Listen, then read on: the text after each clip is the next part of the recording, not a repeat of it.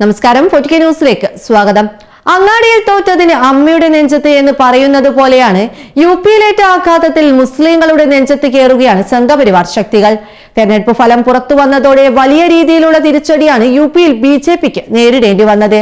അതിനു പിന്നാലെ നിരവധി അക്രമങ്ങളാണ് സംഘപരിവാർ ശക്തികൾ യുപിയിൽ അഴിച്ചുവിടുന്നത്. നേരത്തെ തന്നെ നിരവധി കൊലപാതക വാർത്തകൾ യുപിയിൽ നിന്നും പുറത്തു വന്നിരുന്നു.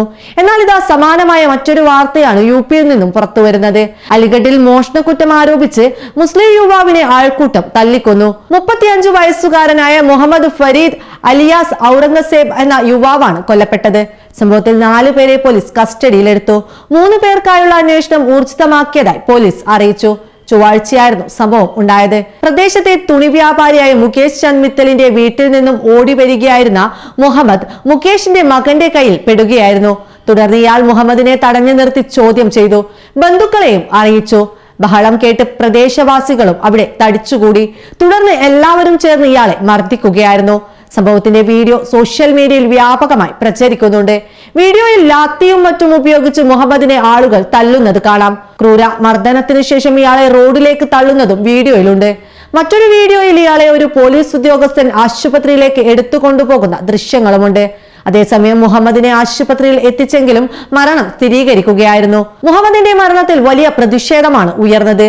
സമാജ്വാദി പാർട്ടി അലിഗഡ് യൂണിറ്റ് അധ്യക്ഷൻ അബ്ദുൽ ഹമീദ്, SP നേതാവ് അജു ഇഷ്കബ്, BSP നേതാവ് സൽമാൻ തുടങ്ങിയവരുടെ നേതൃത്വത്തിലായിരുന്നു പ്രതിഷേധം. ഉത്തർപ്രദേശിലെ യോഗി ആദിത്യനാഥ് സർക്കാരിന്റെ കീഴിലുള്ള ന്യൂനപക്ഷ സമുദായത്തിന്റെ ദുരവസ്ഥയാണ് ഈ സംഭവം ഉയർത്തിക്കാട്ടുന്നത്. ഞങ്ങൾ കുത്തിയിരിപ്പ് സമരത്തിന് ആഹ്വാനം ചെയ്തിട്ടുണ്ട്. FIRൽ പേരുള്ള എല്ലാവരെയും ഉടൻ അറസ്റ്റ് ചെയ്തില്ലെങ്കിൽ പ്രതിഷേധം ശക്തമാക്കുമെന്നും നേതാക്കൾ പറഞ്ഞു.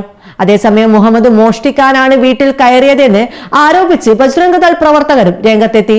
ജനത്തിന്റേത് സ്വാഭാവിക പ്രതികരണമാണെന്നും മോഷ്ടാവായ ഒരാളുടെ പ്രവൃത്തി ന്യായീകരിക്കാനാണ് നീക്കമെങ്കിൽ വലിയ പ്രതിഷേധം നടത്തുമെന്നും സംഘടനയുടെ പ്രാദേശിക യൂണിറ്റ് കൺവീനർ ഗൗരവ് ശർമ്മ പറഞ്ഞു.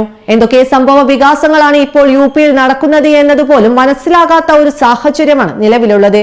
ഓരോ ദിവസം കഴിയും തോറും ഓരോ ആരോപണങ്ങൾ ഉന്നയിച്ച് സംഘപരിവാർ ശക്തികൾ ന്യൂനപക്ഷക്കാരെ അടിച്ചുകൊല്ലുകയാണ് ചെയ്യുന്നത്. ഇതിന്റെയൊക്കെ ഉത്തരവാദി ആരാണ്? ഇതിനൊക്കെ ആര് ഉത്തരം നൽകും എന്ന പല ചോദ്യങ്ങളും രാജ്യത്ത് ഉയർന്നു വരുന്നുണ്ട്. നമുക്കറിയാം, കനത്ത ക്ഷതമാണ് യുപിയിൽ ബിജെപിക്ക് ഏറ്റതെന്ന്. അതിന്റെ അരിശം ഇവിടുത്തെ ന്യൂനപക്ഷക്കാരോട് തീർക്കുകയാണ് സംഘപരിവാർ ശക്തികൾ എന്ന ആരോപണങ്ങളും ഒരു വശത്ത് ഉയരുന്നുണ്ട്. ഇത്രയൊക്കെ സംഭവങ്ങൾ യുപിയിൽ ഉണ്ടായിട്ടും രാജ്യം ഭരിക്കുന്ന പ്രധാനമന്ത്രി മൗനം തുടരുന്നതിലും ദുരൂഹത ഏറെയാണ്.